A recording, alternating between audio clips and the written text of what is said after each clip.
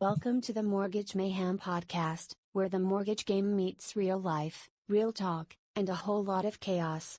We break down the deals, the drama, and the data behind the scenes of real estate finance, with a twist of street smarts, savvy, and a touch of madness. Before we dive in, here's the deal. The Mortgage Mayhem podcast is for informational and entertainment purposes only. We are not attorneys, CPAs, or licensed financial advisors, and nothing you hear on this show should be taken as legal, financial, or investment advice. Always consult a licensed professional before making financial decisions. Welcome.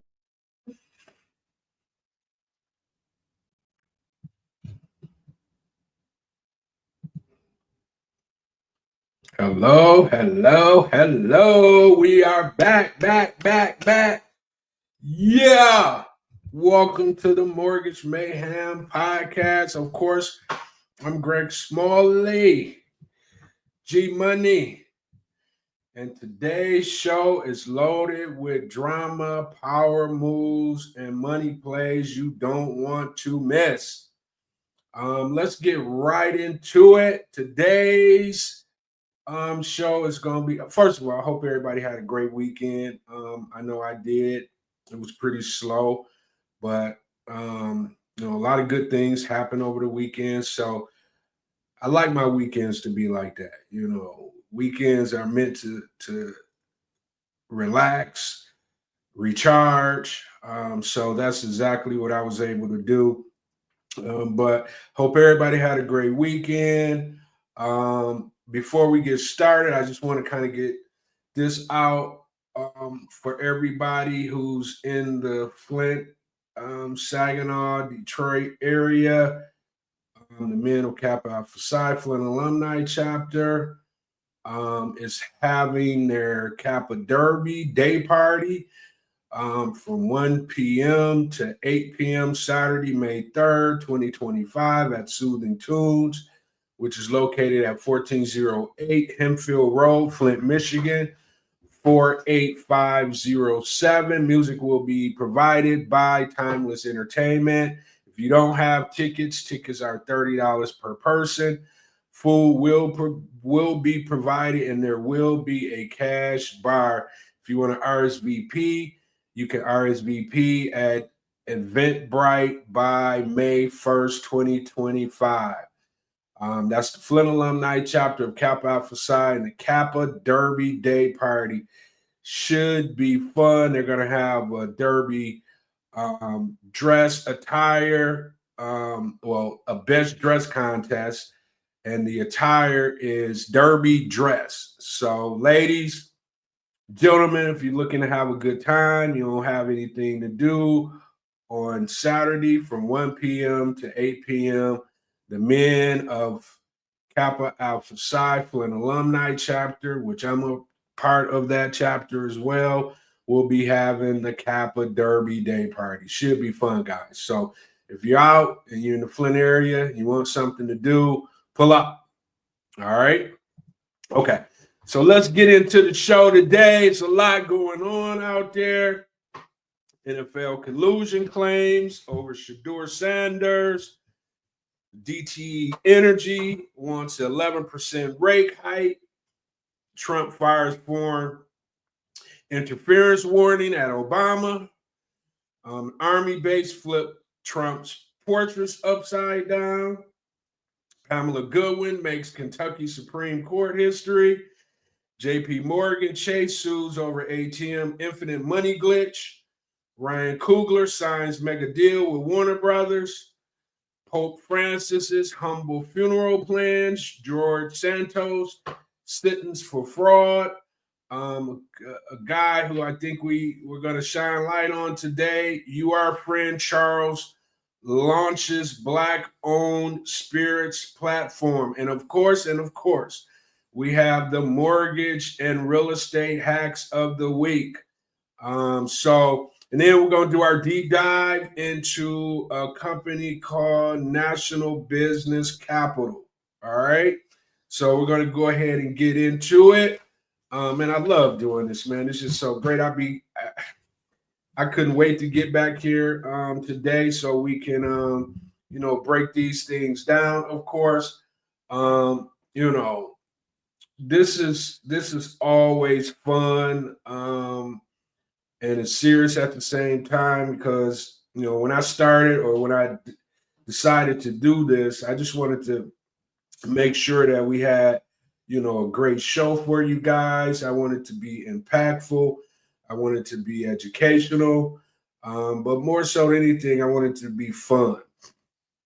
I'm not really looking to have all this fanfare. I want to build it from the ground up. So, Mondays and Tuesdays from 12 to 2, we'll be right here. I need you guys to start subscribing and following us on Facebook, Instagram, LinkedIn, of course, YouTube, just so I can kind of get in the algorithm and we can start building the show because I'm not going anywhere, Lord willing.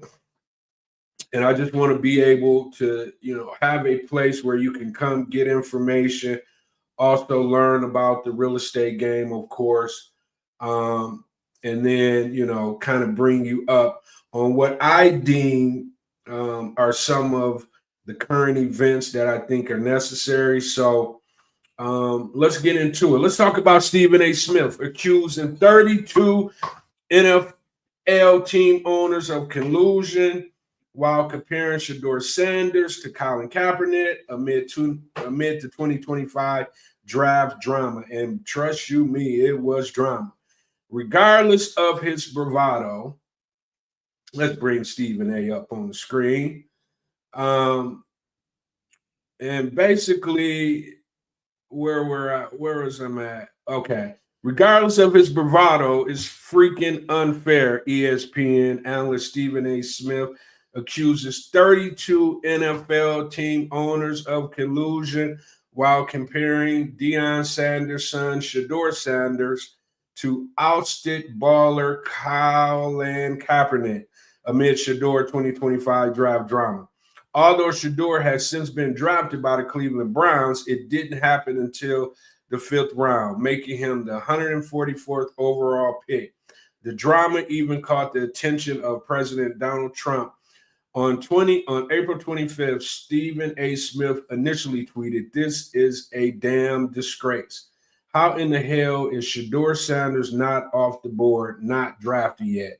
Y'all still think this doesn't have anything to do with teams hating on Deion Sanders? This kid is a first rounder. In a different way, this is Kaepernick all over again, being kept out. A damn disgrace. I don't care what anyone says." Later that night, he tweeted, "Someone just texted me this message and they are absolutely correct. This is a bad look for the NFL. This feels like Kaepernick level collusion," Smith continued. "All the hard work the NFL league offices puts into eradicate these kinds of perceptions, only to turn around and watch as the owners look like they're colluding, messing up everything. What has been done to Shedeur would outshine everything else in the draft. We'll never believe this is about just talent evaluations again." On April 26, Shedeur Sanders was finally selected and drafted by the Cleveland Browns in the 5th round, 144th overall. Nick Smith tweeted a link to his response to the drama and said, "Shame on you. Shedeur Sanders fell to the 5th round." On his show, he added, "This is some BS." And I'm going to say that while in the same breath conceding and acknowledging that Shedeur Sanders is not blameless here. Primetime Deion Sanders is not blameless here. If you're the the National Football League, clearly it's not about talent anymore. It's about something else. And I'm going to tell you, I spent a large amount of the last 24 hours thinking about collusion. All right. So let me give you my take on it. You know, when I first, because I pretty much watched it all weekend as well. And I was stunned because I thought, Shedeur put enough game on tape for NFL teams definitely to not have him drop to the fifth round. I thought he should have been a first round pick as well.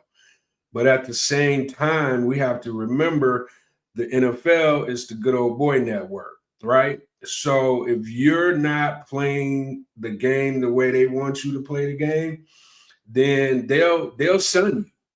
They'll show you. They'll make sure you understand who league it really is. And I just think Dion being who Dion is, and his sons being his sons, Dion took them down a road, which is not a bad road because confidence is key, right? But when you're dealing with these type of individuals and you're looking for them to give you a life that you could have only imagined, not to say because Shedeur's made money, Dion's been rich for a long time. Shedeur's rich. Shedeur's rich now through NIL. But at the end of the day, the goal is to make it to the NFL, right? Dad made it to the NFL. You want to make it to the NFL as well. But it's certain ways you have to go about it, unfortunately, in order to not, you don't have to sell out, so to speak, but you have to show some grace. You can't be overly arrogant. And I think when these guys look at people like Dion and Shedeur, they look at arrogance. They look at individuals who think that, what they say, what they want to do, should be the only thing that matters. And you can't really be like that with these guys. These guys, they don't play around when it comes to their league. And when they're looking at, someone of our ilk, our color, then they want you to be a little humble. Especially if you're not just a clear cut, all that player when others, have certain things that they may think about you that doesn't allow you to just be a clear cut, like Dion was when he came out. He was clear cut. Nobody could do anything with him.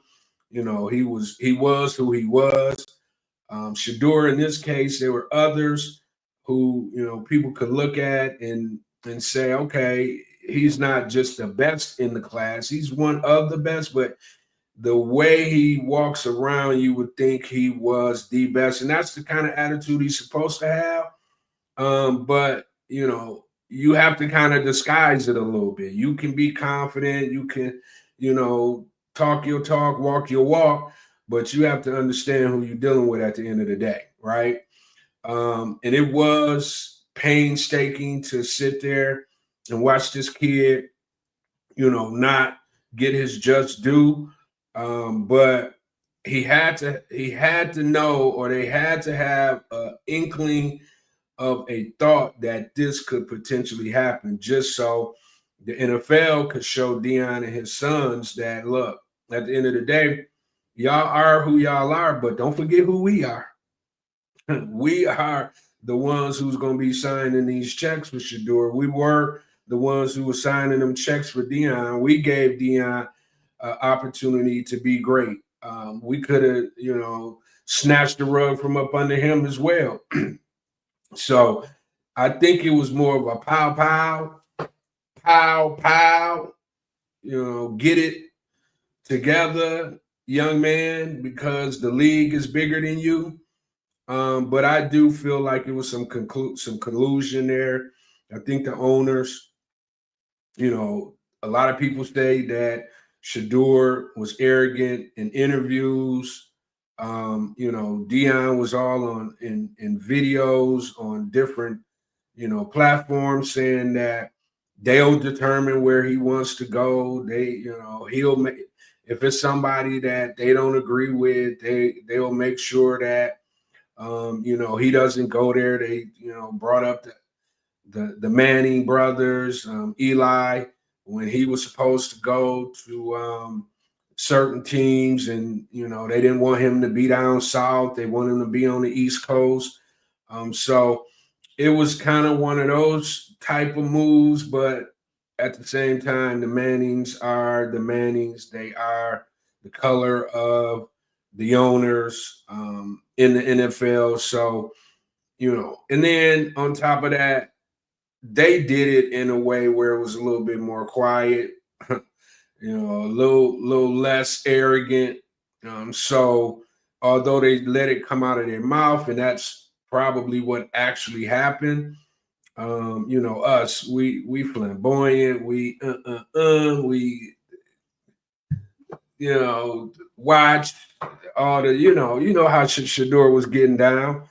And I'm saying Shedeur should have been out there acting the way he was acting, because to me, Shedeur's really a good kid, because you ain't never hear nothing bad about Shedeur off the field.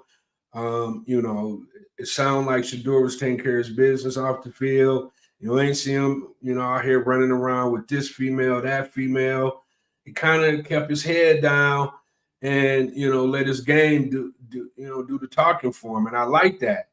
But once it got to the point where it's time to go to the next level, it seems like, maybe some of that pent up arrogance came out, and these owners and personnel for the owners, they look for you to come in, somewhat humble.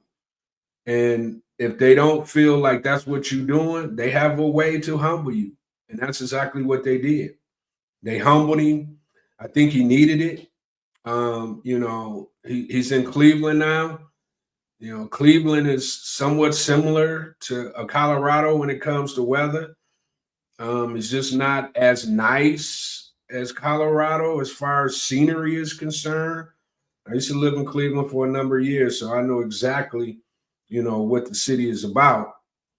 But I think it was just one of those things where everything that happened needed to happen.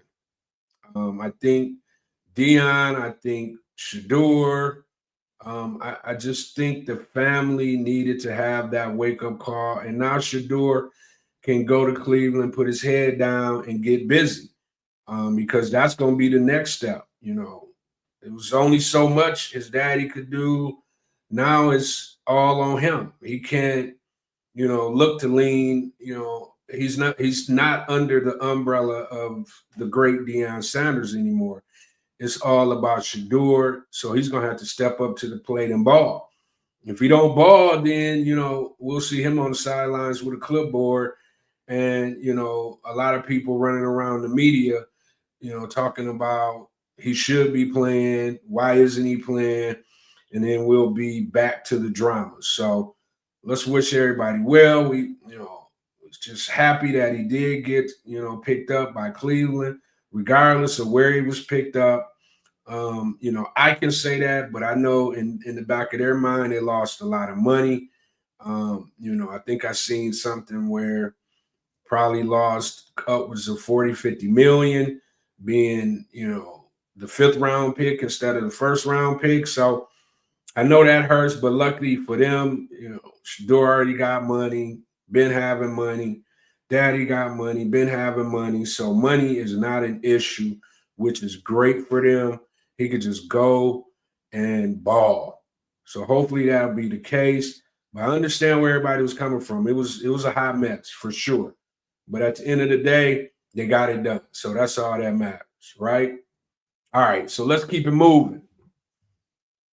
Next thing we're going to talk about is DTE. And the only reason I'm bringing this up, because DTE is a Michigan company. No, that's who handles my electricity bills. And I wanted to talk about it just a little bit because the energy company covering Michigan, like I just said, DTE, is requesting a billing change that will raise prices on consumers by 11%. So basically, DTE Energy Company has requested a $574 million rate increase from state regulators, which would raise residential electricity rates by 11.1% starting February 24th, 2026. DTE says the funds are needed to improve grid reliability, transition to cleaner energy, and making and maintaining service during that shift. Critics argue that the proposed increase is too high. If approved, the average residential bill would rise about $11 per month.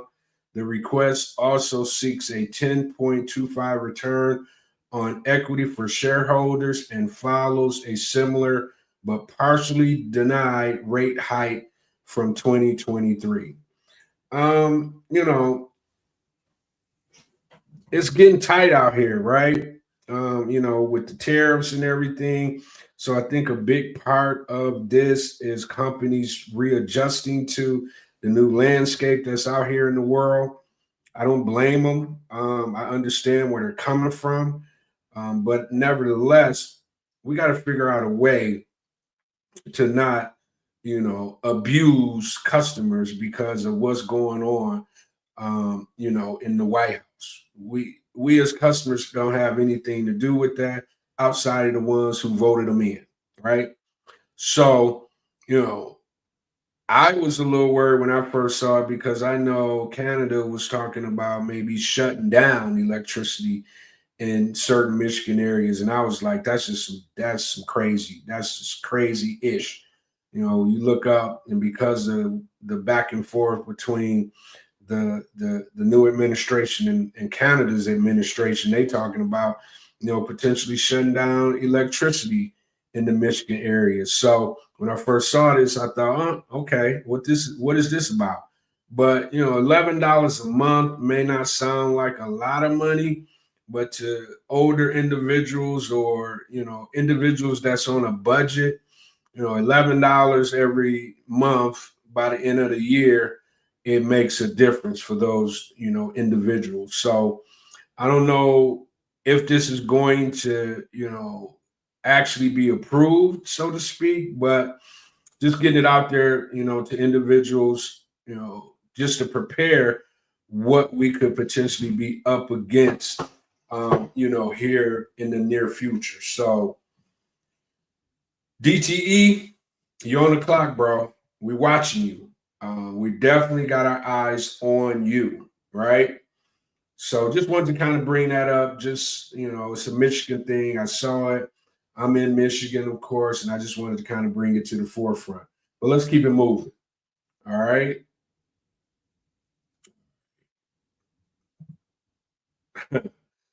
This right here threw me for a loop. President Trump has officially warned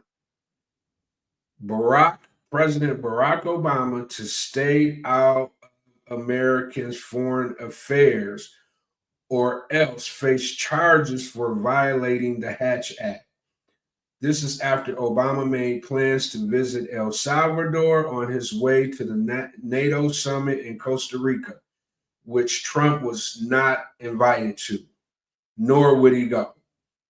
He has no authority to speak on behalf of the United States.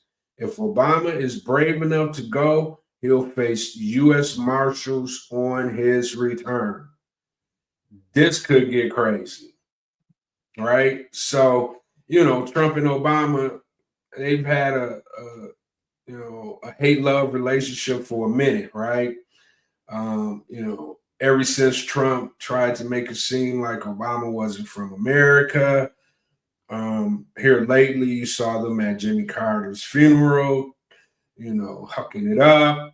So people started to think that maybe they do have somewhat of a relationship, but apparently not.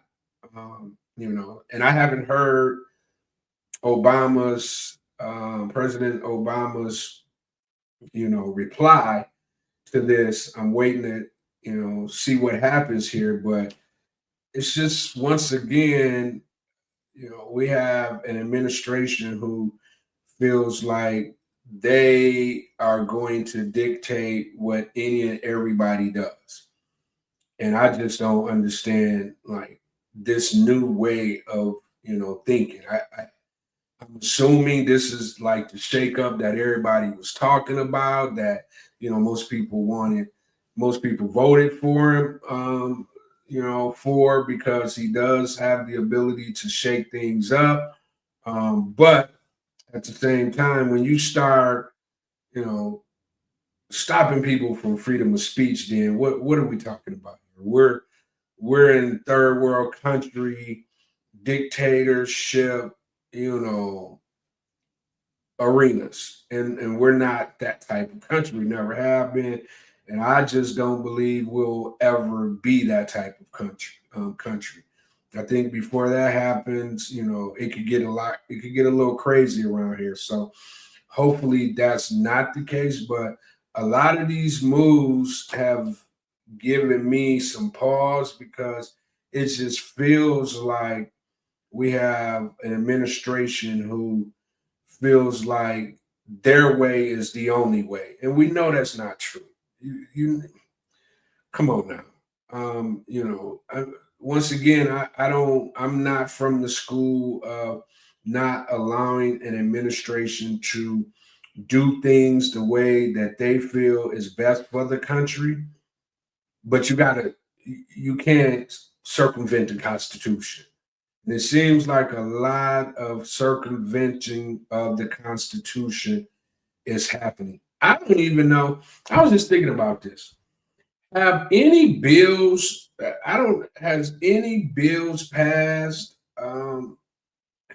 Has any bills gone through Congress, gone through the Senate, and actually passed because it had the votes? I don't think so. I think everything that's been happening has been based off the executive orders, right? And how can you just run a country and you got two equal branches that's just pretty much sitting on their hands? I haven't heard. I think maybe the budget maybe has come out of the House and the Senate, but as far as any other major pieces of legislation, it's all been forced down our throat via executive orders. And I just remember, like, executive orders when the president that looks like me was in. He had executive orders as well, but I just remember everybody just running around with their hair on fire every time he thought about creating an executive order, like just crazy. And now here we are. Every piece of legislation that's come out of the administration has been basically executive orders. So, I don't know what him and Obama is up to. I just seen over the weekend that, the administration or whoever is a part of, Trump's inner circle, now they're selling merch, hats, shirts for 2028, President 20, and we all know that's unconstitutional. So that's what I mean by it feels like we're in a country. It feels like our president wants to be like some of the other, Putin's other worlds, someone who thinks they can just do it and the way that it's supposed to be done, their way or the highway. And if given an opportunity to hang on to power until the end of time, it seems like we may have that type of individual, leading us in the world right now. So I don't know I look forward to kind of seeing what that's going to look like in the future here. Like, I can't wait to 2027, 2028 to literally see if they're going to try to pull this off. Because if they do, it's sometimes you don't want things to happen, but I just want to see how the world is going to react to a constitutional crisis if that was to happen. So President Obama, it looks like you got, the new president on your head. So I know you're not concerned about it because you are who you are, but let's be careful out here because in these other countries, individuals thought they were who they were, and they end up being taken out one way or the other. So we haven't gotten to that point, but who knows what these guys might be doing? They're arresting judges. Like I said, they're talking about 3 terms as president. They're sending babies and kids back to countries that they know that these kids aren't going to have a good upbringing in these countries that's just filled with all kind of drugs and mayhem. So let's see what this dude do, man. Let's keep an eye on him. It's, to me, I'm just exhausted. I don't know if this is a part of the game plan where they just keep constantly bringing craziness to the table. Like, every day is something new. I don't know if it's to like get your attention off of what's really going on. But like every day is something new. Like, even the president, like in the first article that we talked about, he chimed in on, Shedeur not getting drafted. Like, let the sports. I get it. The president can say and do what he wants to do, but he got bigger fish to fry than to be worried about Shedeur Sanders. Then I see him with the running back from Philly, running around. I'm just like, man, this guy will not just buckle down and do his job. And not to say a president can't like do other things outside of being the president, but we got a lot of stuff going on right now. Tariffs out the yin yang, immigration just running wild right now, or trying to get a hold of immigration is running wild right now. So he got a lot of he got a lot to be dealing with than to be trying to take our minds off of what's really going on by all this little trivia stuff. So we'll watch out for that. We'll like I said, the President Obama chimes in regards to what he said, then we'll bring that news to you guys. All right. All right. So let's keep it moving. All right. So speaking of the president, and look, this is not a podcast where we're trying to dog the president. Because that's the last thing I want to do. Because like I always say, I want the president to be successful, because if he's successful, then where's the country successful? But we're going to just call balls and strikes here.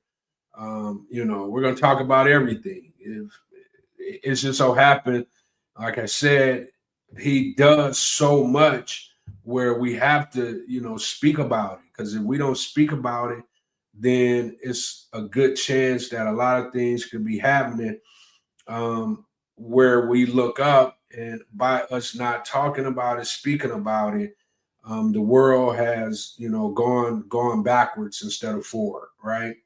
So this U.S. Army commander has been suspended after portraits of Donald Trump were flipped over. She looks like she could potentially be Hispanic, but I don't want to say that because I don't know for a fact. But she looks like that's a possibility, and for whatever reason, she's silently upset about something to the point where she felt like she was going to risk her job, her her position as a army commander, to do something as as small as flipping the portraits of the president to face the wall.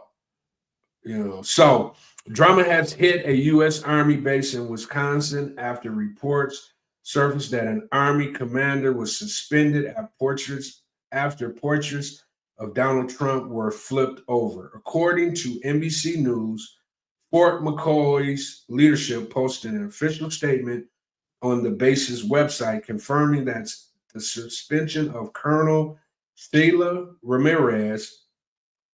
The suspension comes after portraits of former President Donald Trump and Defense Secretary Pete Hegseth were found flipped towards the wall on the base's chain of command wall. Although officials were quick to state that Mrs. Ramirez's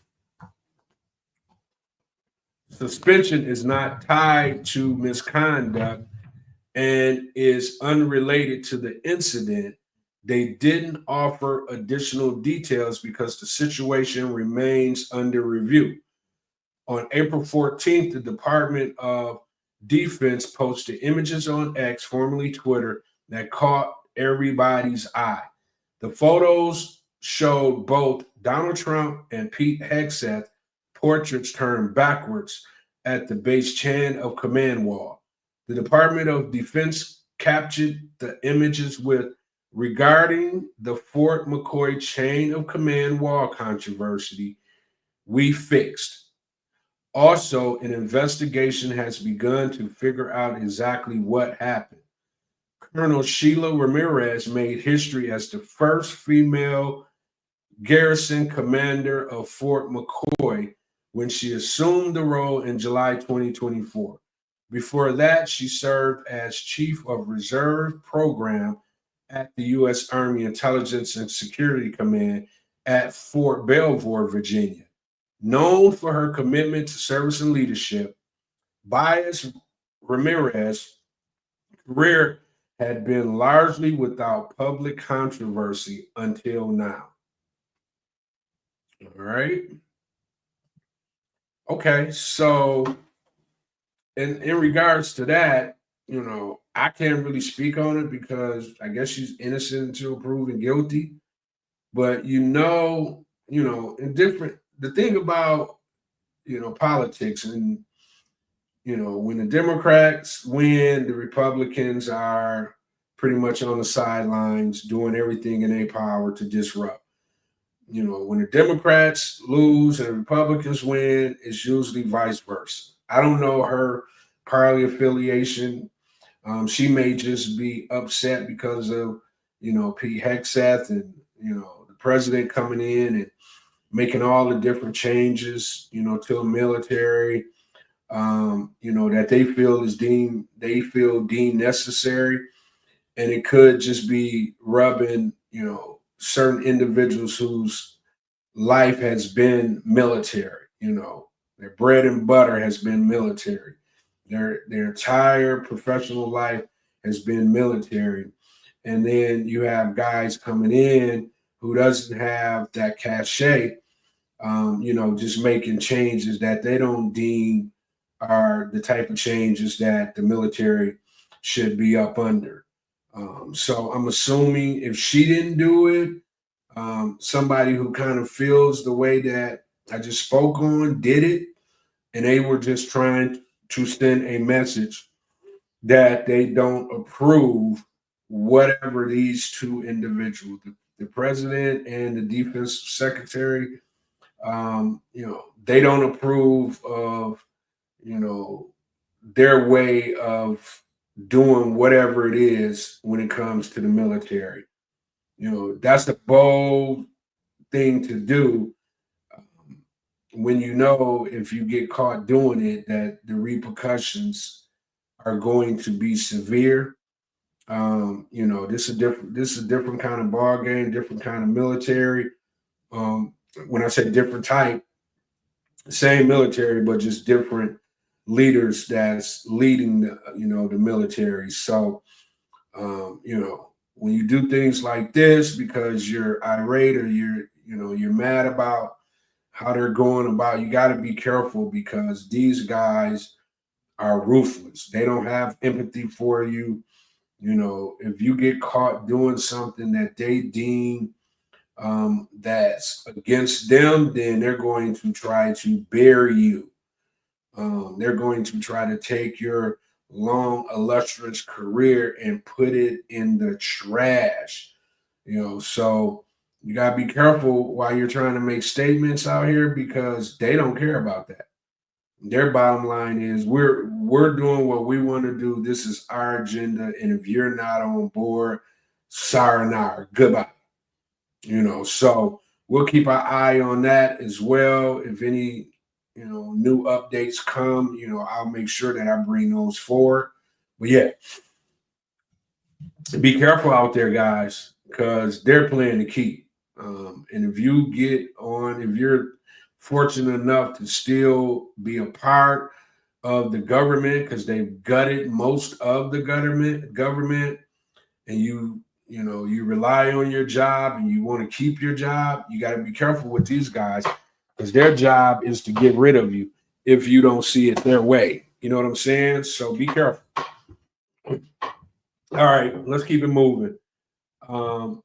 Let's switch it. I thought this was something that we should. I just like, and it's not just about Black people, but it is kind of because I just want to bring light to people who are, doing their thing, breaking barriers, shattering glass ceilings. And I came across this Pamela Goodwine, JD, Pamela Goodwine. She just made history as the first Black woman to be elected to the Kentucky Supreme Court. That's huge, right? Born in Youngstown, Ohio, she spent time in foster care before being adopted. In high school, she gave up a college scholarship to care for her adopted father who had lung cancer. After his death, her uncle murdered her mother. At 24, Goodwin was diagnosed with Crohn's disease, a painful and lifelong condition. She spent 2 months in the hospital, relearning how to eat and walk. She later began working in the legal field as a secretary and court stenographer. She went on to earn her undergraduate and law degrees from the University of Kentucky. Right? Let's keep that up for a minute. As a matter of fact, let's do this. Let's do this.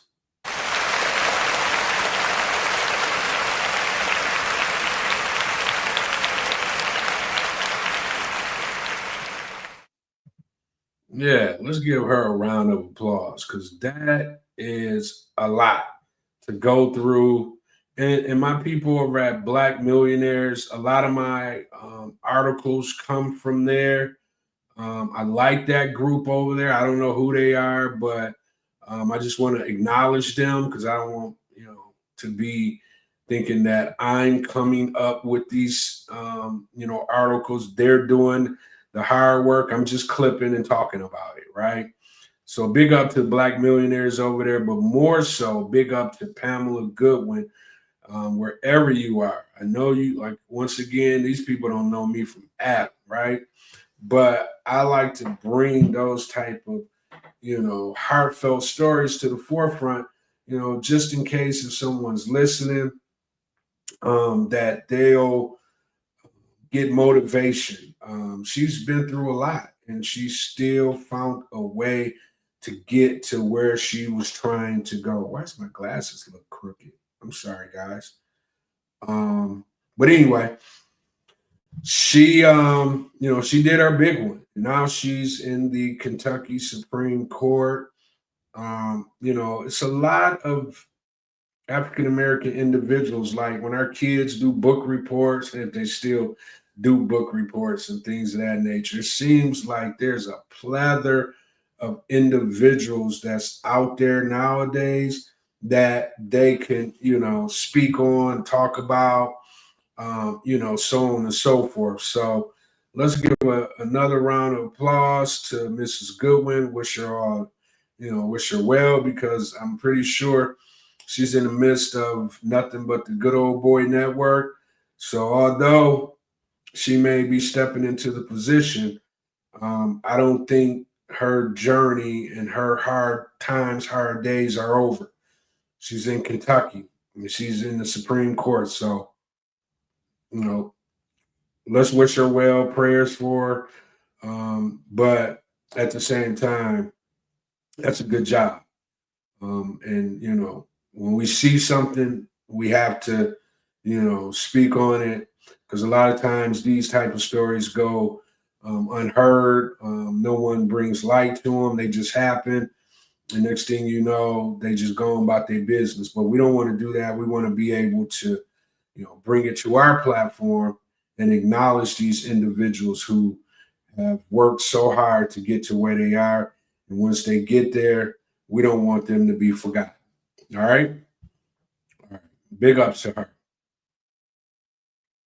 Right. JP Morgan Chase Bank is suing hundreds of customers who took advantage of a glitch in the bank's deposit system after the hack went viral on TikTok. Customers thought it was free money. Now, let's keep it real. Ain't no bank giving you no free money, right? So you just took advantage of what you thought you would be able to get away with. And in this case, they not trying to allow you to get away with it. They suing you, right? So thought it was free money. JP Chase is intensifying legal action against customers who allegedly exploited a technical glitch in its ATM deposit system. A scheme dubbed the Infinite Money Glitch that went viral on TikTok in August 2024. This glitch allowed individuals to deposit fraudulent checks and withdraw funds before the checks cleared, leading to significant losses for the bank. How the scheme operated. The exploit involving deposits large, often counterfeit, checks via ATMs and immediately withdrawn substantial sums before the checks were processed and bounced. Social media platforms, particularly TikTok, amplified the scheme by sharing step by step guides, leading many to believe they had discovered a legitimate loophole for free money. In reality, this constituted check fraud, a federal offense.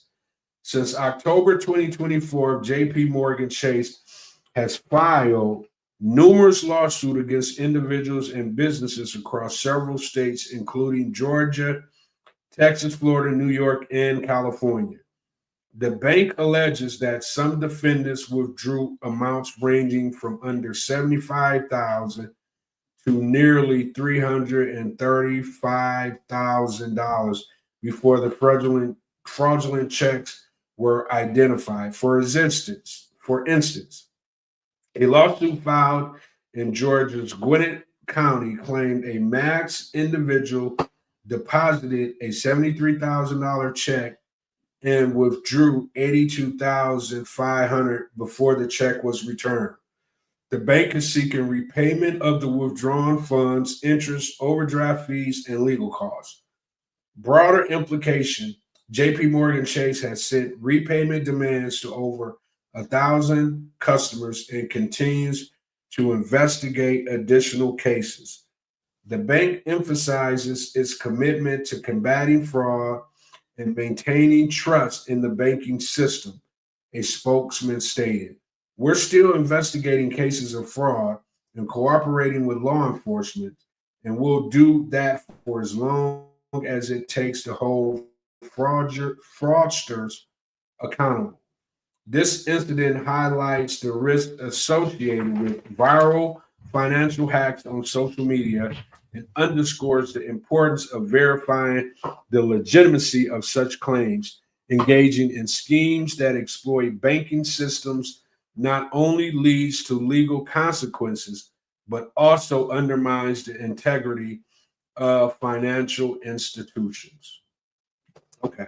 So I've worked in the banks before, so I understand, how buttoned up they are.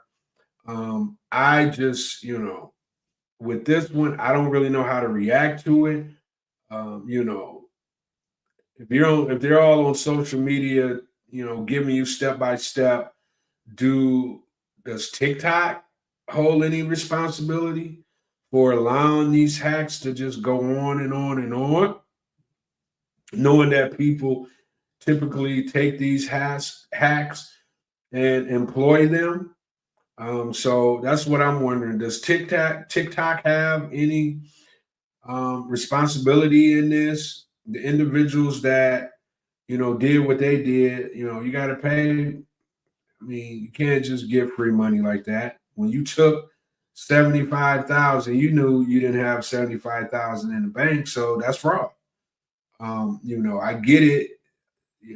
If someone puts a million different hacks on TikTok on how you can take advantage of a financial institution, at least, a lot of people will just try it out just to see if it's what the people, that's what I'm saying. Why does TikTok not have any responsibility? Why are they just going after the individuals, which they should, but they also should go after the entities that allow for individuals to even know there was such a thing like TikTok.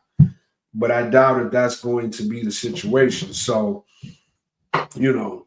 in that case, I think people should be, under investigation. I think if you took money, you should be, in a situation where you got to pay it back. But we'll see how it plays out. Banks, you got to be careful. You got to tighten up your loopholes because when you got all these social media platforms, Chat GPT, criminals are out here looking to figure out if there's a way to infiltrate your system. And when they found the way, that's exactly what they did. So we'll keep an eye on that as well. I don't think you're going to be able to get away with it. I think they're going to, you almost got to disappear, so to speak.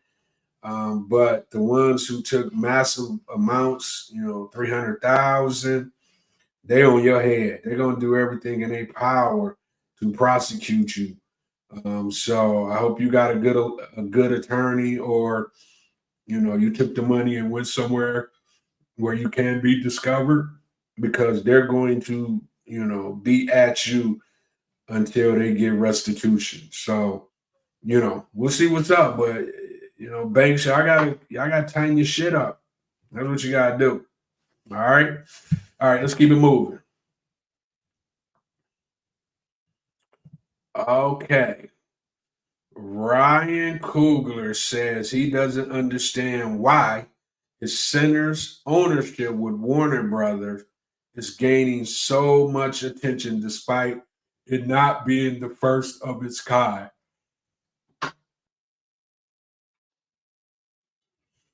Ryan said, I have my guesses, but I'd rather not say. All right. So, as y'all know, Ryan Coogler's Ryan Coogler recently dropped that.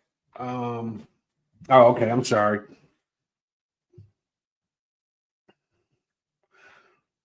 So Ryan Coogler original film Sinners has been a box office hit despite it only being on its second week of release. Recently, news dropped that Coogler made an agreement with Warner Brothers, stating that the studio would provide him 90 million to make the film and give him first dollar gross, meaning a cut of the ticket sales, as well as complete ownership of the film in 25 years. Other film companies were reportedly horrified that Warner Brothers would make this type of ownership deal with Coogler.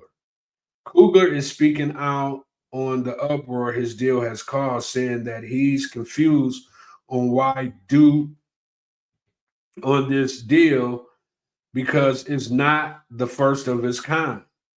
Other prominent directors, including Quentin Tarantino and Christopher Nolan, have made similar deals. But of course, they're of a different demographic, if you know what I mean. I'll maybe add some context that maybe those articles didn't add.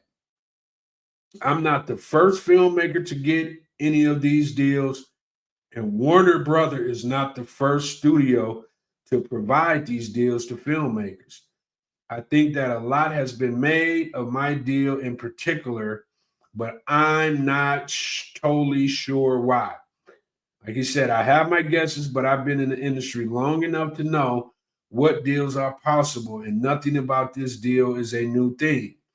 When the interviewer asked, "What's your guesses, Ryan?" Coogler responded with, "I would rather not say." But the attention on what's happening with this project outside of it as a piece of art and as a piece of commerce has been very interesting. But for me, this film was very important to me. Coogler then went on to explain how he was adamant about getting ownership of Sinners because it was a personal project and his first movie that was not a part of a franchise. For this one, because it was so personal and because I had the ability to negotiate, I asked for a few things that are very important to me for this project. So, you know, I seen the movie. The movie was excellent.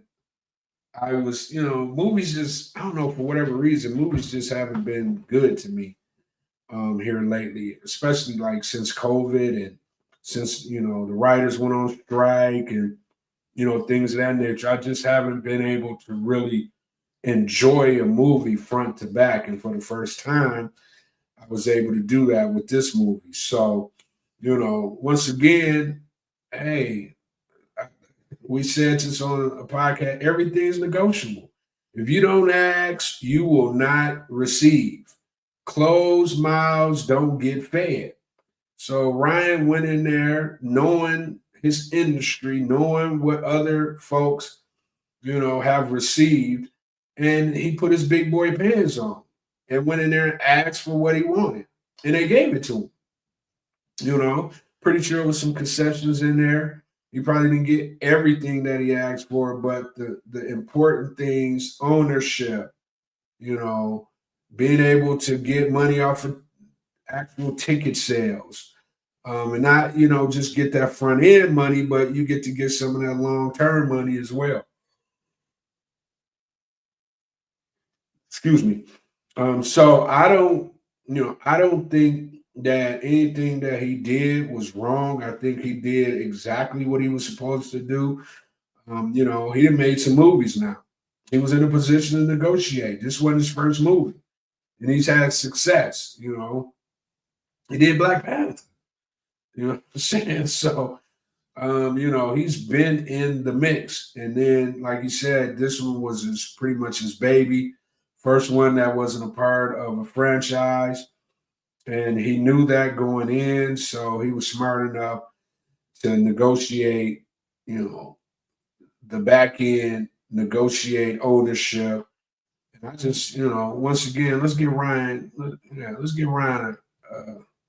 some applause on that.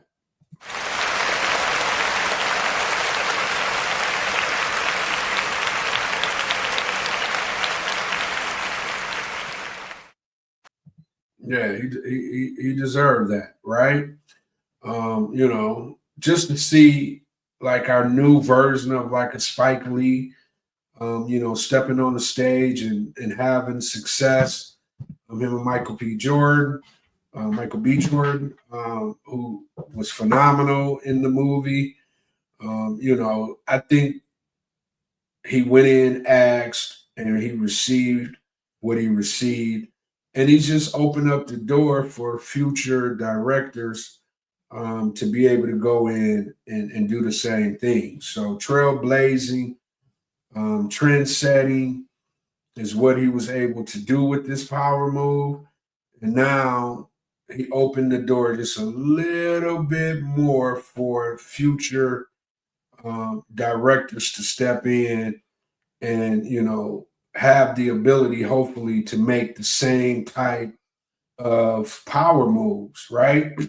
So big up to Ryan. Look forward to, you know, other movies in the future. Like I said, he's the new Spike Lee, a black film.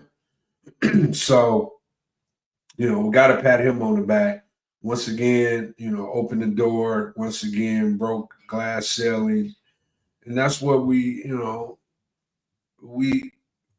we're playing catch up because everybody else had a head start on us, of course. But now that we're in all these arenas, typically if we get an opportunity, we typically knock it out the park. And it seems like in this case, that's exactly what Ryan's doing. So, that's my guy. I don't know him, but just based off of how he's moving, I like what I'm seeing, right? All right. So big up to Ryan. Sure.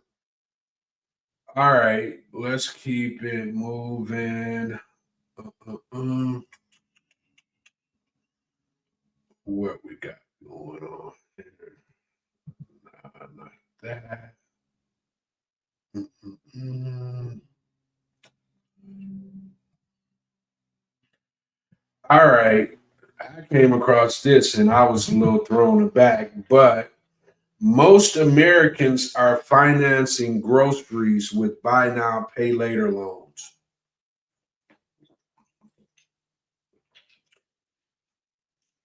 I don't even I didn't even know you could do that. I'm just kind of getting in the world of ordering groceries and having them delivered, to the house.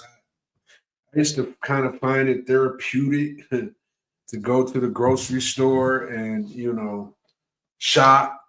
But I find it even more therapeutic to shop and have it show up, to the front door. So, but I didn't know that you could finance your groceries. I don't know how I feel about that.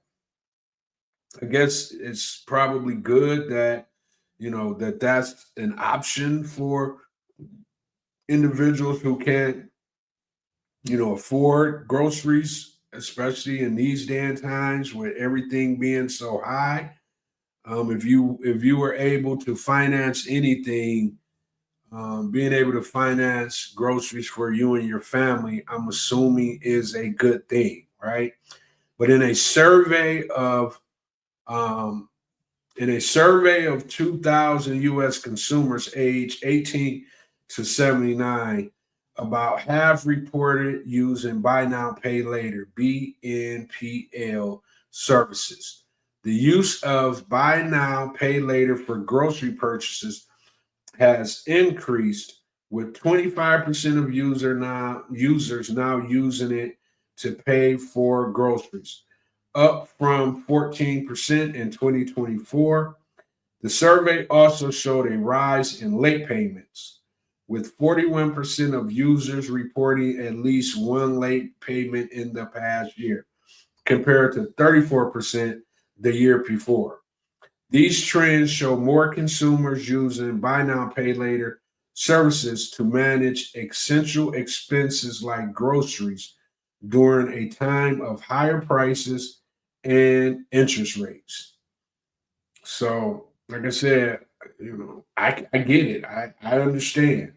Um, I didn't know it existed, but especially for like college students, but 41% of users are reporting late payments. That's where I kind of see where the issues could derive.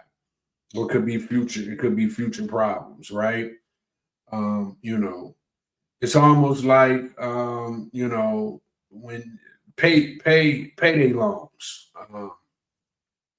You know, go in, they'll give you a loan until you get paid, but they charge you 69 million% on that particular loan. So in the long run, you end up spending more money. I don't know if that's the case. I don't know what the interest rates are, but I'm pretty sure they're high. And it looks like some people are getting in trouble. So if you're doing this, I would say, you know, don't do it for long. I mean, if you run into a financial situation and you need to feed your family, you got to do what you got to do. But my suggestion was would be to get it paid off ASAP if that's the option that you're going to take, because I'm pretty sure, once you get in trouble, they report it to the credit bureau. It affects your credit, and you don't want to get into that kind of situation because, you'll probably be better off just, having your budget a little bit more conducive to your lifestyle and, making sure that your groceries is a priority. But like I said, if you're in a situation and you need groceries and you know that you have the ability to pay, and when I say pay, I mean pay it off, whatever it was that you borrowed. Because if you borrow, you have to have the inkling that I'm going to pay it off by this time, by this date. So if you're going to do it, I would suggest you have a game plan, because if you default, then they're going to send you to collections. They're going to damage your credit as if went and bought a vehicle and they repossess your vehicle. The difference between that and this is when you have a vehicle, right? They repossess it, your credit's crazy low now because of that. This is groceries, right? And you shouldn't be putting yourself in a position to damage your future, potential livelihood because of, you took a loan out to buy groceries. Once upon a time, there was no loans to buy groceries, and we figured it out. I would suggest that we get back to figuring it out instead of putting ourselves in harm's way by creating a debt that you didn't necessarily have to create. But if you necessarily have to, then I get it, I understand, but have a game plan. Okay. All right,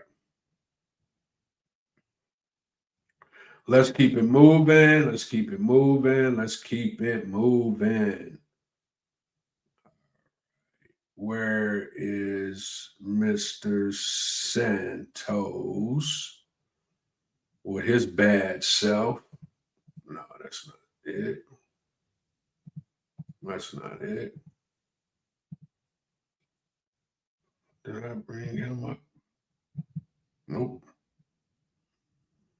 All right. So I guess I didn't bring George up for whatever reason. I thought I did, but I guess I didn't. Okay. So I don't know if you guys remember former Republican Congressman George Santos. Um, he was sentenced to 7 years for fraud after blowing campaign money on rent, designer goods, Vegas trips, cosmetic surgery, and OnlyFans. I just remember him just always being out there. He was a new congressman. He was, had his chest out, came up under the Trump administration. He was one of those, types, MAGA types. and he just thought his ish didn't stink. But it looks like, you know, they sunned him. They showed him that his ish does stink, and when you do stuff that you're not supposed to be doing, we don't care if you are a political figure. We're going to punish your ass. And that's exactly what happened. So George Santos just got hit with 7 years in prison after scamming donors and blowing campaign money on rent, designer clothes, Vegas trips. And a federal judge sentenced Santos to 87 months and ordered him to pay nearly $374,000 back. Santos tried to cry in court, admitting he betrayed the public's trust. You wouldn't say, but the judge was not moved. Neither am I. Santos had pleaded guilty to wire fraud and identity theft, stealing credit card info from elderly donors to fund his luxury lifestyles. Prosecutors dragged him, calling him a pathological liar, who even launched a podcast called Pens on Fire while waiting on his sentence. His lawyers begged for 2 years, claiming he was desperate, not malicious. Santos also said he would ask Donald Trump for a pardon. His life unraveled when he came out. He lied about jobs. He lied about his education, even claiming he was Jewish, before switching it up, saying he was Jewish. An ethics report later exposed that he used donors' money for rent, luxury shopping, cosmetic surgery, Hamptons and Vegas trips, and a subscription to OnlyFans. He has until July 25th to turn himself in. So, I mean, like I said, I just remember him running around, acting like his ish didn't stink, chest poked out, combative, talking crazy to everybody. Like I said, he was a part of that whole, the first round of MAGA individuals that became, part of the government, thinking that, we gonna just believe everything. They were, once you get in government, you become an open book. So I don't know how people be thinking they gonna get away with stuff. I mean, they was talking about it immediately, saying that he was lying about his education, lying about this, lying about that. And he was out there, no, I'm not, no, I'm not, no, I'm not, lying, lying, lying. And finally they was like, okay, enough is enough. They, prosecuted him. And now, as you can see, he gets 7 years in federal prison. For what? It was so unnecessary. A lot of times, and it's been a lot of people that's been involved in that whole MAGA world that's gone to jail. Even the president of the United States, if he probably wouldn't have won to kind of turn things back and use the bully pulpit to let everybody know that you're gonna be in a line of fire if you don't reverse. I mean, president was indicted over 30 plus times. So they come from a world of indictment, a world of, morally acting as if they're so moral, but at the same time, when you're not looking, they're out here doing all kind of mayhem. Right? This guy was stealing older individuals' credit cards, just trying to keep up with the Joneses because he knew when he got himself in this, position that he shouldn't be in this position. He knew it, and we knew it just based off of how he was going about his business. And you couldn't tell him not one thing during that particular time. And now he's in courtrooms crying, like he didn't understand what could potentially happen to him if he had ever got caught. once you get a little bit of this power, from what I can tell, you typically lose your mind if you're not a real, genuine person. And from the first time he began to speak and, just how he was going about doing things, I could just tell he wasn't about being genuine. He was about being in the spotlight, having power. And in his mind, he felt like once he got the power, once he was under this particular administration, that he could maintain that power no matter what. And, the prosecutor showed him differently. So I don't really feel for him, especially anytime that you're taking from the elderly, to furnish your lifestyle. Your ass need to be raked over the coals. In 7 years, and Trump might pardon him because that's just kind of what he do. And he was a part of the whole Trump mania. So he may not have to do 7 years, but he definitely needs to do some time. So he's down for 7 years, Mr. Santos, and his sentences, he has until July 25th to turn himself in. So he got 2 months, almost 3 months, to figure out his new address, his new way of living, that he's getting ready to conquer. So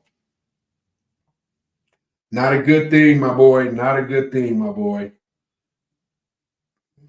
All right, so let's keep it moving. All right, so once again, let's bring my guy up.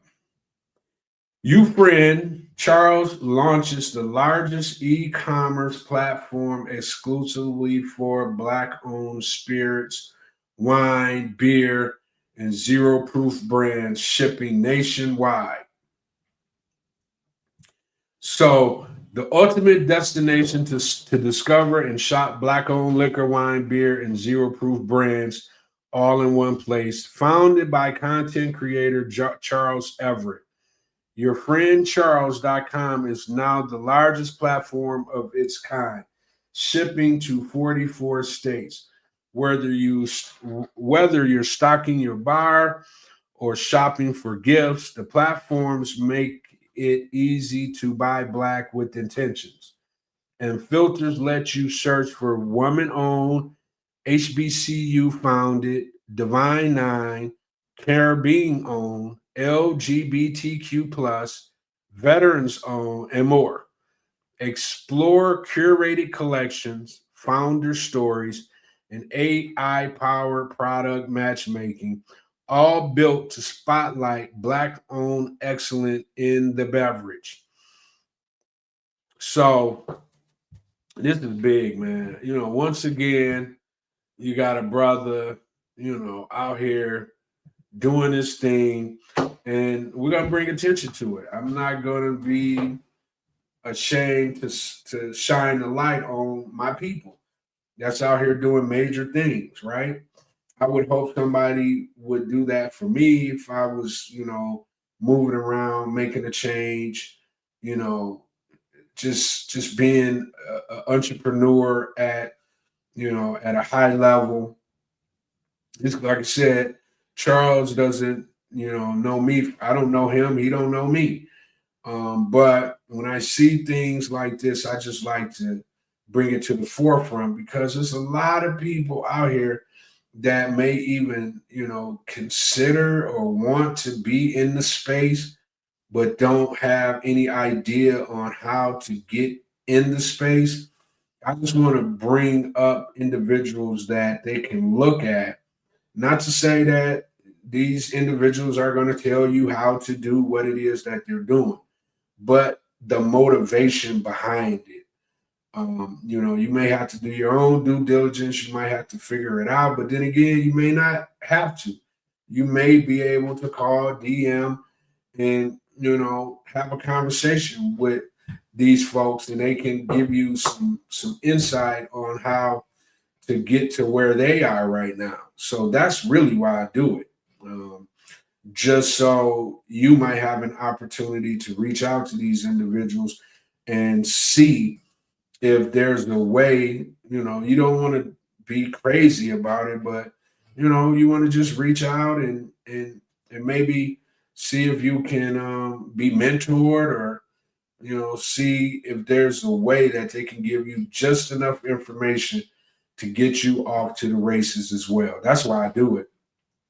Like I said, these people, I'll probably never talk to them, never have any interaction with them at all. But I don't, that's not why I do it. I do it because of the potential audience who may need that extra little bit of motivation to get them to where they're trying to go.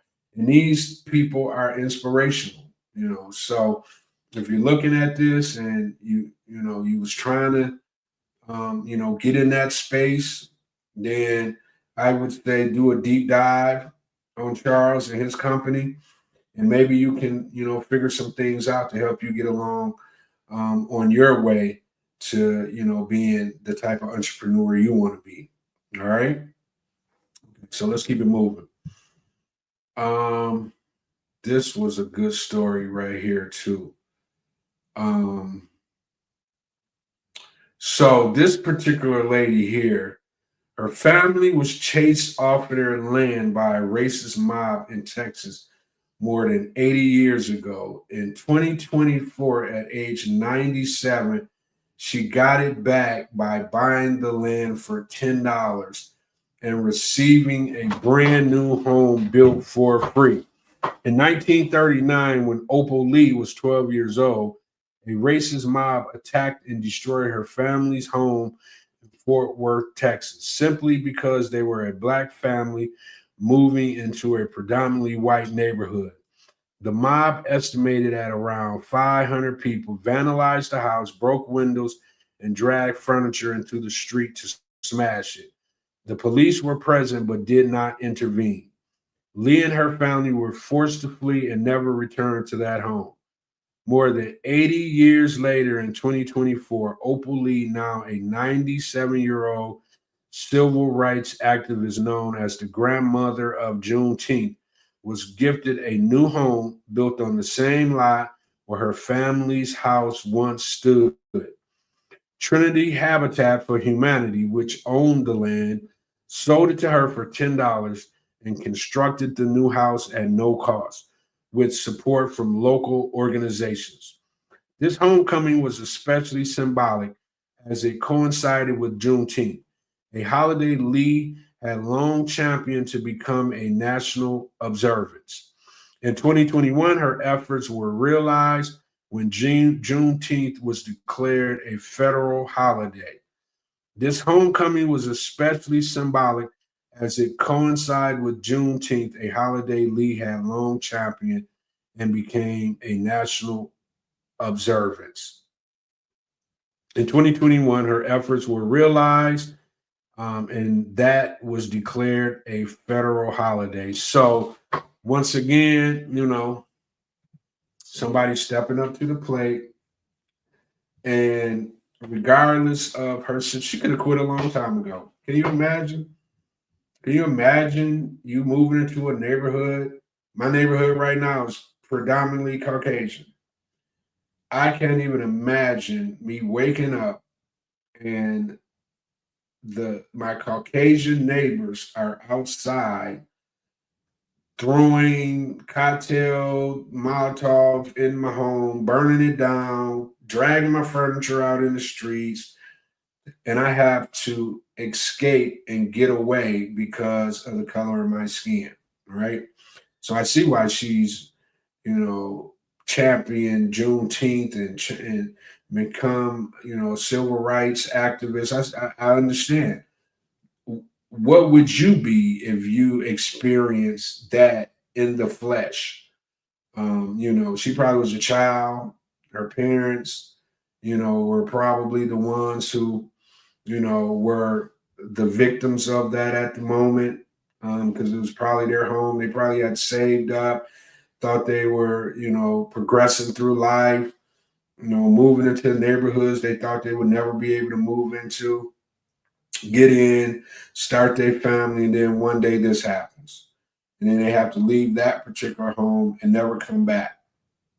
So Trinity Habitat for Humanity, I mean, it's anything Habitat for Humanity to me is just a blessing. They've helped so many people, so many people who's less fortunate. They've righted so many wrongs from the past. So it's just one of those companies that's just, they're just A1. I'm not saying that they're perfect because I don't know them in and out like that, but just based off of the majority of anything that has anything to do with, Habitat for Humanity, it tends to be A1 and it tends to right wrong. So that alone puts me in the camp of liking what they do, as a company. I'm pretty sure they're a nonprofit, but the way they give back is just meaningful, it's genuine. And in this case, that's exactly what this was. It was meaningful, it was genuine, and they righted it wrong. So, big ups to her, for just for the Lord to keep her here until she's 97, to be able to see a wrong right by this particular company. What more can she ask for, right? Outside it never happening in the first place, but to get it corrected is a major thing. So, um, you know, big ups to her for being one of the grandmothers of Juneteenth, which now is a federal holiday. Um, and I'm pretty sure by now everybody should know what Juneteenth is, and if you don't, you need to be Googling immediately so you can know your history. But for her to be a part of bringing that online, shows you her character, because she could have easily, got discouraged from that situation, and we would have never heard of her again. But you know, now we're here. She's, like I said, they've righted the wrong, and that's really all you can ask for. It's almost like slavery. And you hear them, talking about, reparations. And to me, it just seemed like if they would have just righted that wrong a long time ago, we would have a much better world today. We're still talking about reparations, 40 acres and a mule. We was in slavery for 400 years. You don't think that was a wrong, a wrong that needed to be righted? And still in some cases feel like you're still in modern day slavery. And that's because that wrong was never righted. Now they want you to forget all about it. They want to, act as if it never happened. You know what I'm saying? So that's just like pouring, you know, salt into a wound. So. But anyway, I really want to thank again Trinity Habitat for Humanity, who sold her that particular lot for $10 and then built her house from the ground up. And the people I used to manage group homes in Fort Worth, Texas, so I know the area well. So that particular community that stepped up to the plate and got that done for her without her having to, come out of pocket $0. That was big for them as well. So good job, Fort Worth. Good job, Trinity Habitat for Humanity. That was big. All right, let's keep it moving. All right, so over 18 million homeowners across the U.S. are house poor. This means they spend more than 30% of their monthly income on housing costs, including mortgages, insurance, and utility payments, according to the Lending Tree study, right?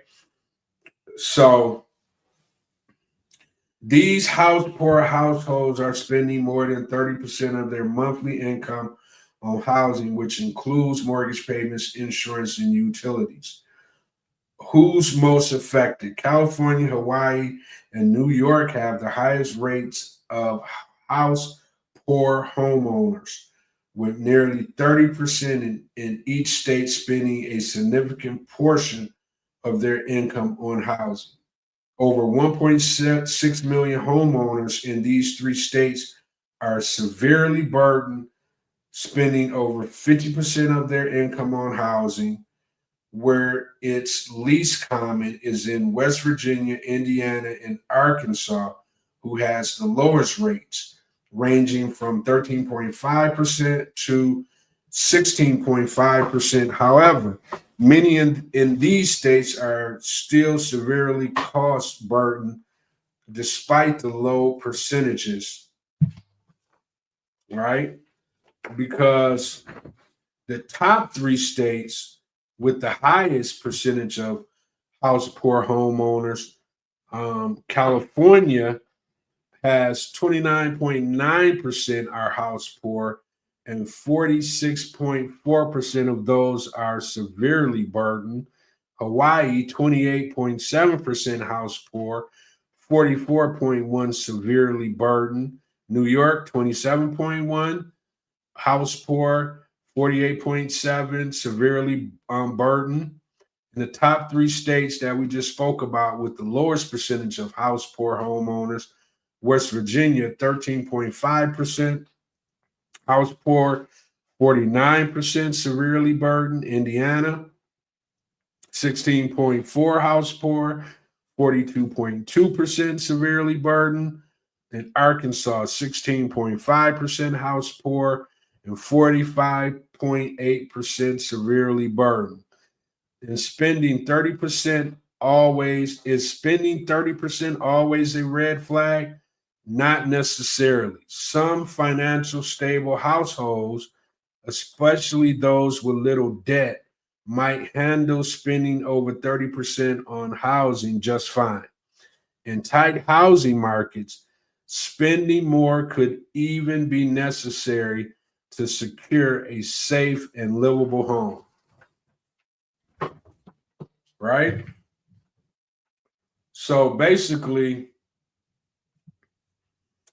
in a lot of places, your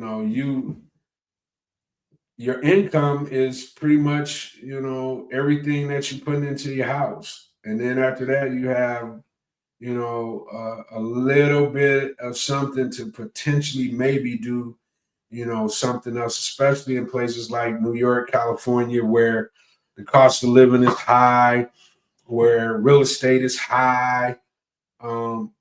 So of course your mortgage is going to be higher, your utilities are going to be everything in those areas, West Coast, East Coast, prime time areas, is ridiculous, right? I do a lot of deals in those areas and I love them because,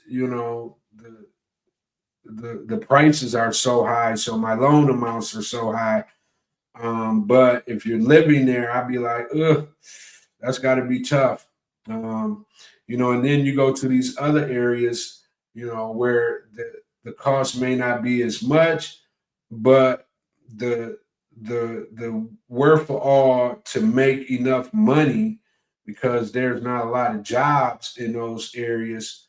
You still end up being somewhat in the same position, right? You may have low costs, but if you're not really making a lot of money, it kind of equals itself out. You know what I'm saying? So I just wanted to kind of touch on that a little bit. So while y'all out here, spending money and doing different things like that, you need to you need to really be conscious of where you're living at before you got to look at things like this. They're saying you're house poor because of where you're living at, and nobody wants to be poor anything. But you definitely don't want to be poor when you got a house that you want to live in an area where you can send your kids to decent schools. The crime is low or non-existence in most places. And well, in some places, you don't want to you don't want to live somewhere and feel broke all the time. And that's pretty much what they're saying. After you pay your bills, you're broke. And you're not going to move or go into a different place because you like shit. I didn't spend this much money to live here, you know, then I might as well just pay top dollar, put all my money into this house, put all my money into the utilities, put all my money. But that ain't really a good way to live at the end of the day. Typically it catches up with you, right? So I get it, I understand, but nobody wants to be poor anything. So, we got to figure there has to be a way that we could get these costs down in these particular areas so people, can have a life where they can live without, feeling like they got to rob Peter to pay Paul after they didn't pay, Wells Fargo, Bank of America, whoever your mortgage loans with, and then DTE, Consumer Energy, Duke, whoever your energy, company, your energy is, whatever company that's with. These people got billions, so they're not going to stop charging you. You can't stop paying your mortgage, so it's going to have to be something done on a national basis to kind of help in these types of situations where you don't have to be house poor. You can live somewhere that you want to live and not have to be house poor, is what I was trying to say. All right. All right. So that's that. All right.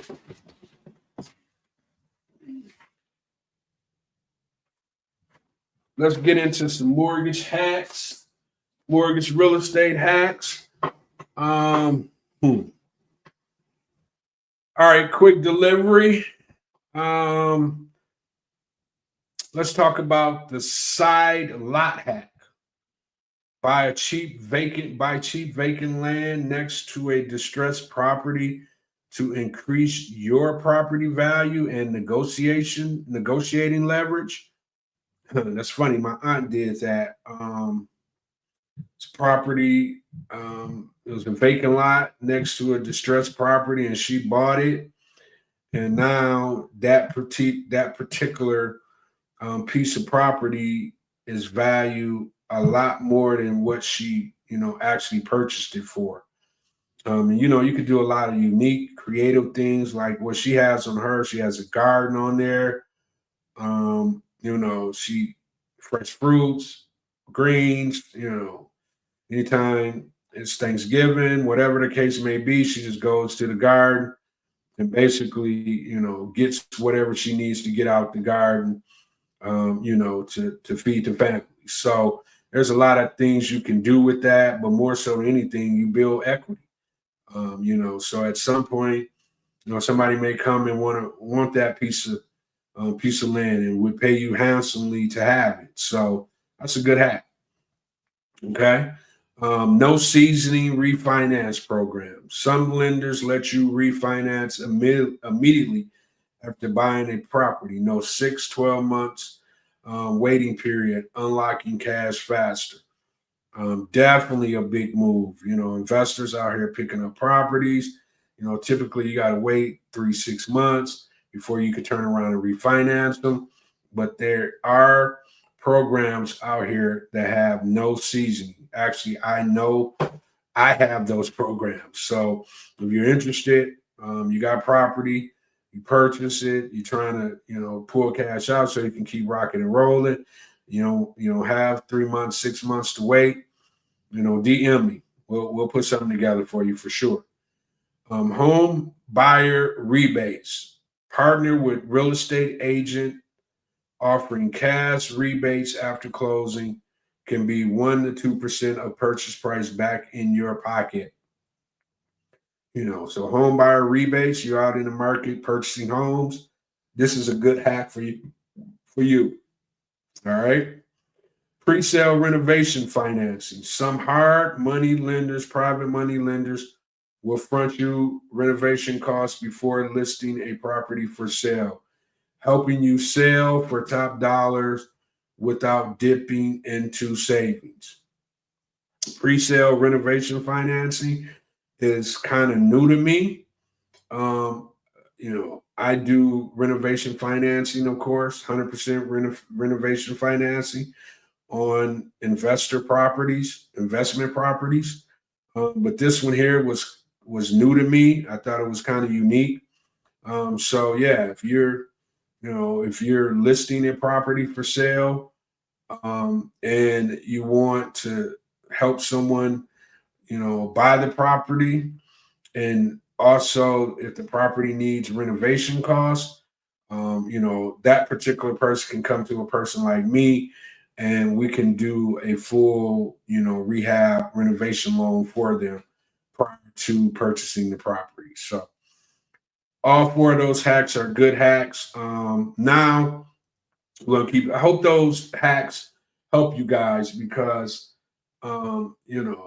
just as time goes on, as we continue to do the show, you can always go back to those hacks and just gain more knowledge. Even if you're using it, not using it, I'm giving them to you to almost start creating your little dictionary of hacks, so to speak.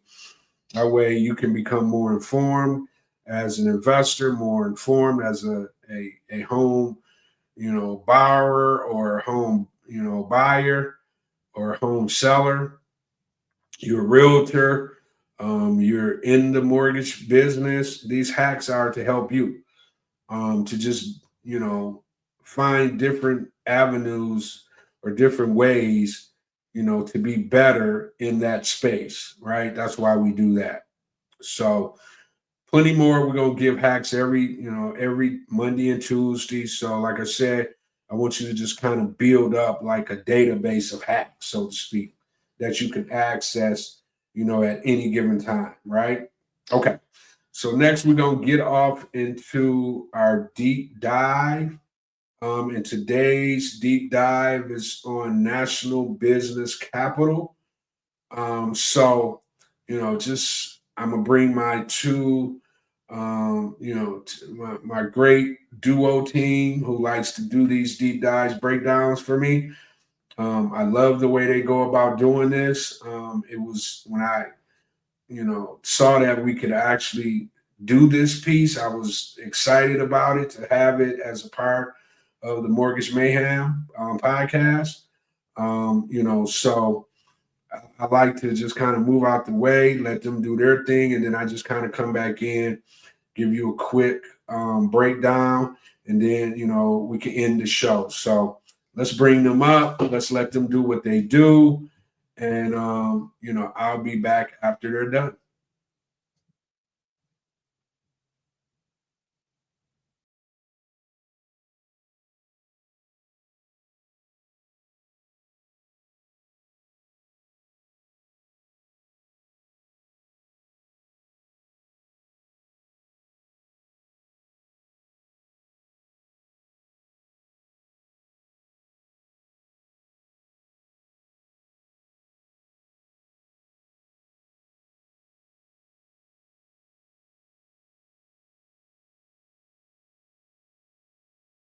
Just popped up, or maybe investing in some new tech everyone's talking about.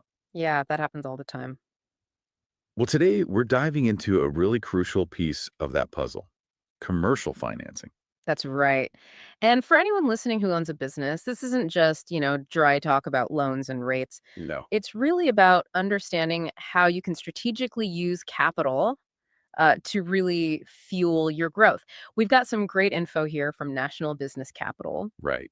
And our goal today is to kind of cut through all the jargon and give you the essentials you need to make smarter decisions for your business. Exactly. We're definitely not aiming for a finance lecture here. No way. We want to pull out the practical stuff. Like, Am I? how can this information actually help you grab those opportunities, deal with the inevitable bumps, Mhm.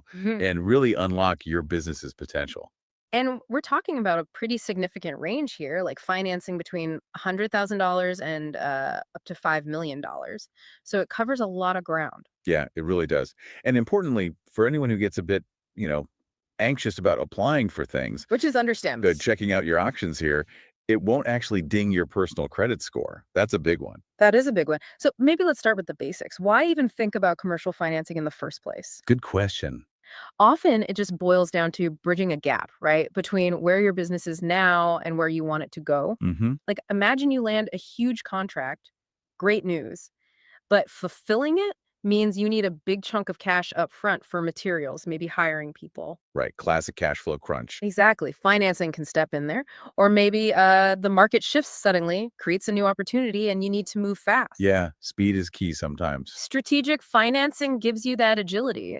National Business Capital mentioned they've done over $2 billion in financing since 2007. 2 billion. Wow. Yeah, that number alone kind of tells you there's a huge need out there, and lots of businesses are using these kinds of tools. Okay, $2 billion is definitely a lot of growth fuel. Yeah. So, how do they actually do it? What's their approach? They talk about having exclusive relationships with top B2B lenders. Right. B2B, business to business. So lenders focusing specifically on funding other companies. So, it sounds like they've basically built a network. Yeah, exactly. And what's potentially really useful about that kind of curated network is the efficiency. How so? Well, instead of you, the business owner, having to research and knock on like 10 different doors, Right, which takes forever. you might get access to a whole pre vetted selection through them.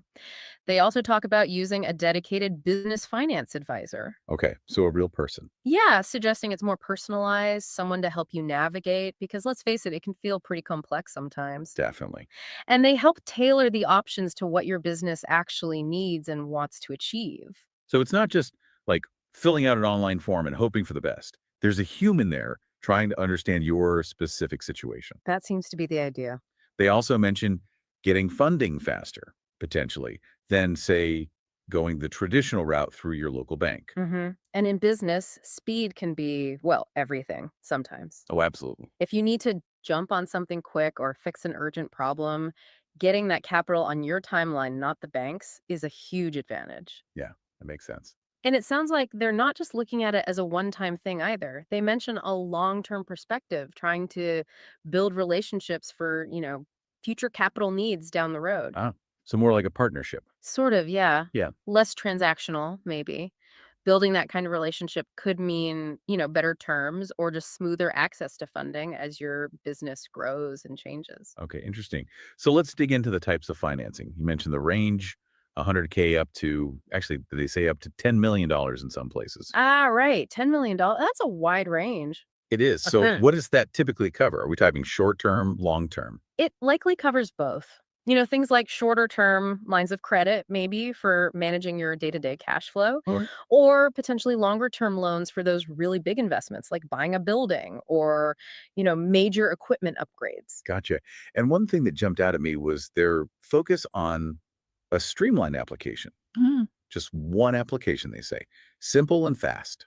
Yeah, for any busy entrepreneur listening, that's music to their ears, right? Less paperwork, less hassle. Totally. Time is money. And they also say you might get multiple offers from that single application. Right. And that's key because it lets you compare. Compare what exactly? Well, the loan amounts, the interest rates, how long you have to pay it back, the terms. You can look at everything side by side and pick the one that really fits your business, your finances, your goals. Makes sense. You get choices. And here's something else that might raise some eyebrows in a good way. They mention no minimum credit score and sometimes no real estate collateral needed. Really? Because those are often huge roadblocks, aren't they? Hmm. Especially for newer businesses or maybe one that don't own property. Exactly.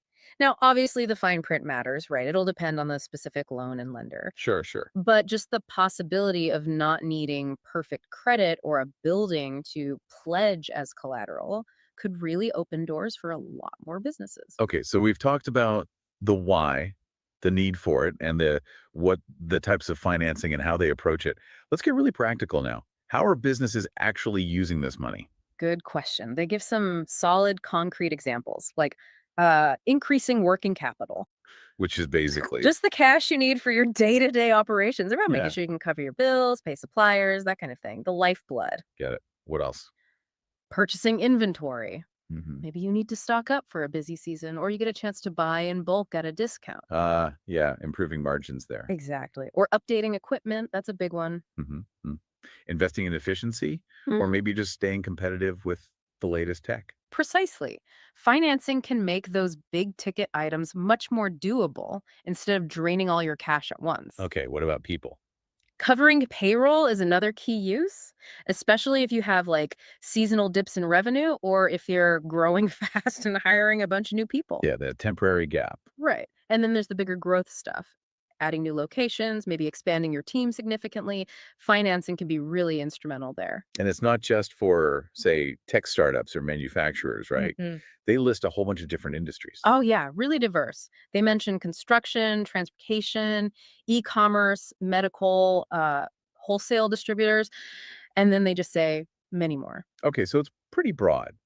Seems like most types of businesses could potentially find a use for this. It really suggests that need for flexible financing is, well, pretty universal across different sectors. Okay, let's talk process. Yeah. They break it down into 3 steps, which sounds nice and simple.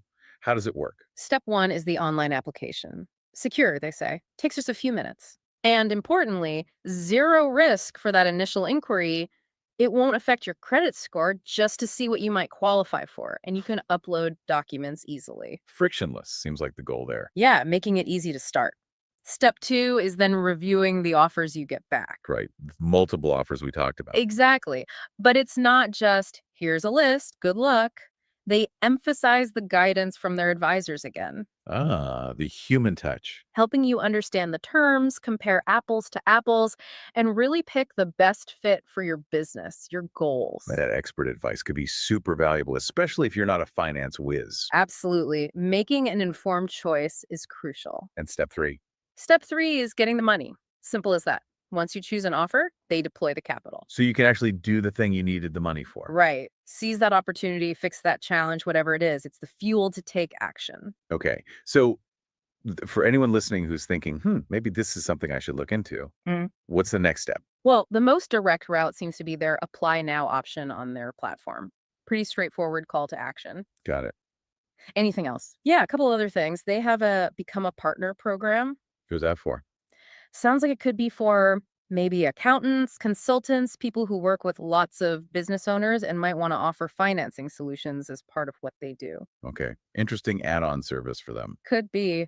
And if you're not quite ready to apply, but you want to stay in the loop and learn more, Yeah. they have a newsletter you can sign up for. They say it offers tailored insights, industry news, financing tips. All aimed at helping you, quote, unlock your business's potential.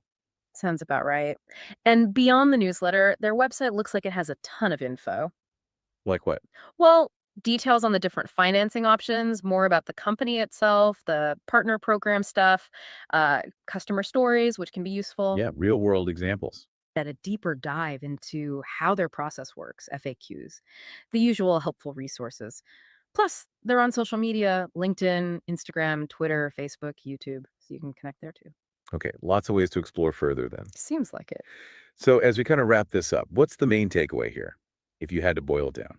I'd say the key thing is that commercial financing, when you understand it and use it smartly, can be a really, really powerful tool for growing your business. Yeah, a strategic tool, not just a loan. Exactly. And what's encouraging, I think, is that getting this kind of funding might be more accessible and maybe less complicated than some business owners assume. Right.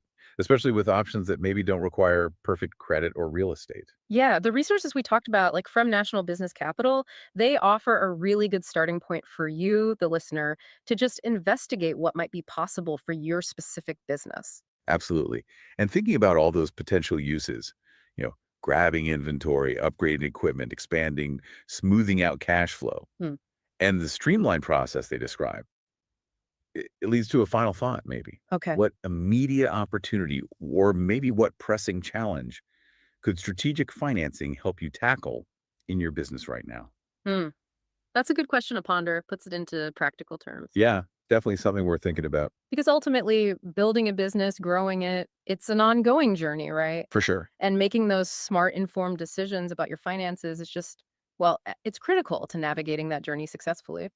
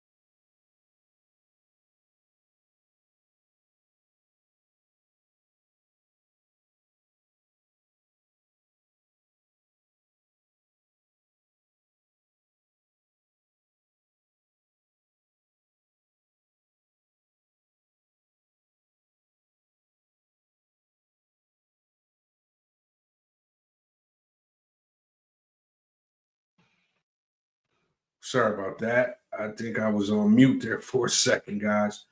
Yeah, but today, National Business Capital, they're big on SBA loans, equipment financing, lines of credit, revenue-based loans, and approvals are often within 24 hours. They're a big alternative lender, perfect for small businesses, shut out by the traditional banks. For real estate investors and fix and flippers, this could be a creative capital stack play if you're stacking cash or bridging a deal. And they're just one. I haven't done business with them before, but I know a lot of people who have. If you're in that commercial space though, and you're looking, for financing, I think they would be a good option for you. If not, you can always once again.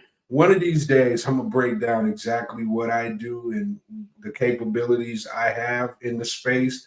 I'm just not ready to do that yet, because I just want to kind of get my feet up under me on this platform, on this podcast, and then eventually, once we kind of get it established, then I can get off into what I do, right? But just for an example, me and one of my best friends I've been knowing since 5 years old, we just closed on one of his transactions on Thursday. He's getting ready to open up a golf simulator type of business here in the Michigan area. So I was able to come in and provide the financing that he needed, and we successfully closed that out on Thursday. And he's already looking, to move to a second location And of course, I'll be helping you with that financing. And in the midst of all of that, he's turned me on to multiple, clients who also needs financing that's in his space, and they wasn't able to find financing. They didn't really know how to go about doing it. So I've been able to educate them as well. So this National Business Capital, they are a good company for commercial clients, who does need the things that I just spoke about: equipment financing, lines of credit, revenue-based loans, SBA loans. So that is our deep dive for today, nationalbusinesscapital.com. And we are at the 2-hour mark, the longest that I've gone so far. But we're going to wrap up today's show. I need you to smash that like button, subscribe, and share this podcast with anyone who's serious about money, mayhem, and making moves. Until next time, keep flipping the system. And we're out.